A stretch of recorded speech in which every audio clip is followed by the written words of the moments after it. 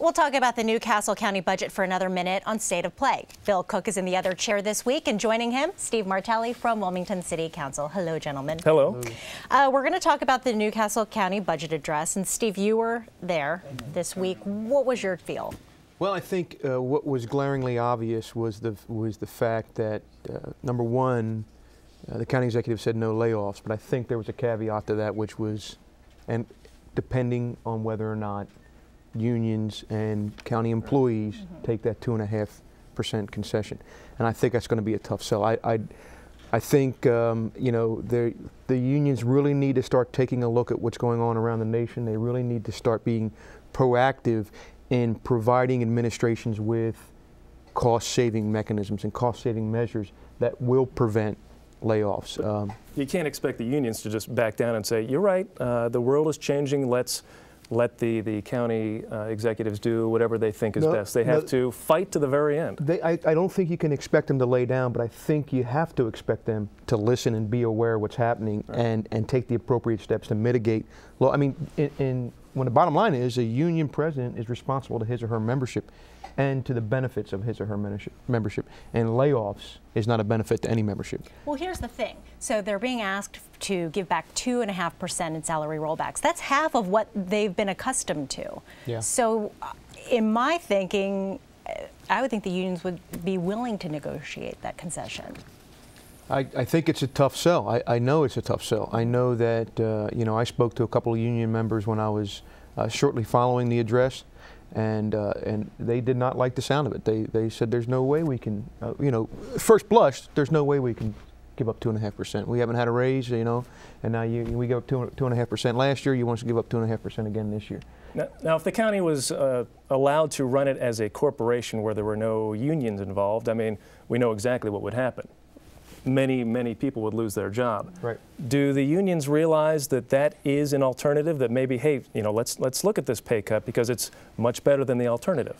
You know, I don't know. That's been the driving question that a lot of folks, when I go and speak to folks at community meetings and I out in the community talk to individuals, you know, the overwhelming amount of folks say to me, hey, at least they got a job. Right. You know, there's so many stories of folks in the private sector who lost their job and who say, I would have gladly taken a 2.5% pay cut if I'd have kept my job. So I'm not really sure. I don't think it's lost on the unions. I just don't necessarily know if they get the full breadth of it. And they are eliminating vacant positions, correct? Mm-hmm. Right. Okay. What do you think about the no property tax increase? Good move there? Hey, absolutely. Great move. Yeah. I'll take it, sure. Yeah. And anytime, especially in this climate, that you can not raise taxes, I think you're doing a great job. I mean, again, it also going to be, I think, if the unions don't concede the 2.5, do we see layoffs or do we see a property tax increase? Right. Mm-hmm. That's the question. To be continued. Yeah, absolutely. Okay, we're going to go on to our next subject, which is civil unions. Bill, you were I was there earlier this week, yes. It's one of those issues that the people that are for it are for it like nothing else, and the people that are against it, same thing. But you know what? 27 lawmakers are co-sponsoring this bill. Right. The governor was there. Right. I think they are going to have the support for this. And it's good to see Delaware taking the you know, the lead in this. It's not like every state has laws like this, but we're a small state. It's common sense, and it looks like it can get done. Yeah. I mean, I don't have a horse in this race, you know, on either side, really. And I think so I'm able to look at it sort of from a pragmatic outsider's perspective, which I think something like this is how you need to look at something like this. And then when you look at it like that, you have to think, well, anytime there's a law on the books that is inherently discriminatory, we should get rid of it. Or a law that's not there that we need to put in place that is anti-discriminatory, we should do that. Right. And I think this is a step there. They're looking for fairness. They want, you know, the partner wants, you know, access to health insurance. Sure. They want to be able to go see their loved ones in the hospital. These are very simple, basic rights that folks are asking for, and it's remarkable that they can't do that. And there's bipartisan support. It's not just one side pitted against the other. But I'm sure that there are going to be protests. I mean, were there protesters present this week? They were not there, but they're kind of hovering right now, I think, seeing where this is going. And I think the people that are against this are a little nervous. If you go on a couple of websites, there are some quote-unquote urgent messages. The people that are against this bill, they're asking folks to call their representative, call their senator, and tell them firmly to vote no on this measure. And Bill hit it on the head at the start of this one.